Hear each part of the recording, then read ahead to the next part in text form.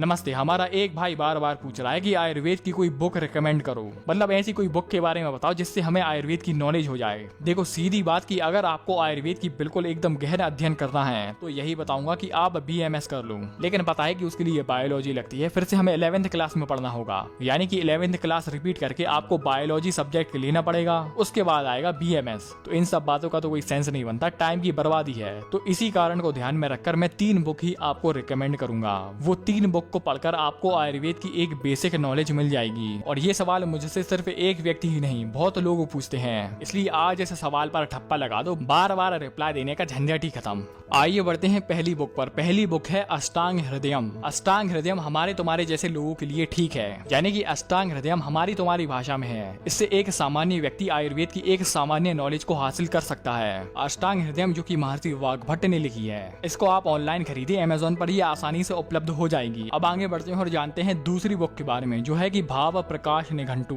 ये ग्रंथ मैं आपको इसलिए रिकमेंड कर रहा हूँ कि इस ग्रंथ में आपको अलग अलग चीजों के, जैसे कि दूध, दही, आंवला, गेहूं, चावल, इन सभी के सभी आहार, जितने भी आहार हैं, सारे के सारे आहार का आपको गुण, तासीर, फायदा ये सारे पता चल जाएंगे। जैसे कि एक उदाहरण लें कि आपको दूध के फायदे जानने हैं, दूध के गुण जानने हैं, दूध की तासीर जाननी है, तो आपको भाव प्रकाश निघंटु में एक दूध की हेडिंग, नीचे दूध के गुण, उसके नीचे दूध के फायदे, और इसके साथ साथ अलग अलग रंग की गाय, उन अलग अलग रंग की गाय के दूध के फायदे। तो ये सारी की सारी चीज आपको भाव प्रकाश निघंटु में पूरी आसानी से और सिंपलेस्ट भाषा में आपको मिल जाएगी। और ये ग्रंथ आपको आसानी से ऑनलाइन उपलब्ध हो जाएगा, अमेज़न पर मिल जाएगा।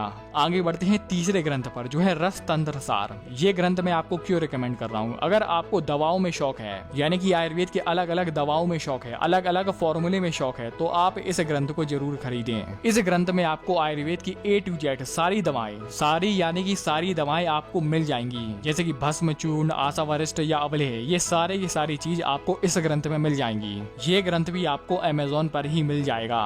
तो भाइयों, ये रहे आयुर्वेद की 3 ग्रंथ, जो कि मुझे लगता है कि अगर आपको आयुर्वेद में शौक है तो आपको ये ग्रंथ जरूर पढ़ना चाहिए। और हाँ, मैंने भी आपके जैसे कोई BMS नहीं की, आयुर्वेद की तरफ मेरा शौक आया है सिर्फ एक व्यक्ति की वजह से, वो है श्री राजीव दीक्षित जी, जो कि 21वीं सदी के एक महानायक हैं। वो ना होते तो मैं भी यहाँ ना होता और ना ही आप मुझे सुन रहे होते, इसलिए इसका सारा श्रेय सिर्फ राजीव दीक्षित को ही जाता है। तो दोस्तों, आपने वीडियो यहाँ तक देखी, आपका बहुत बहुत आभार, धन्यवाद।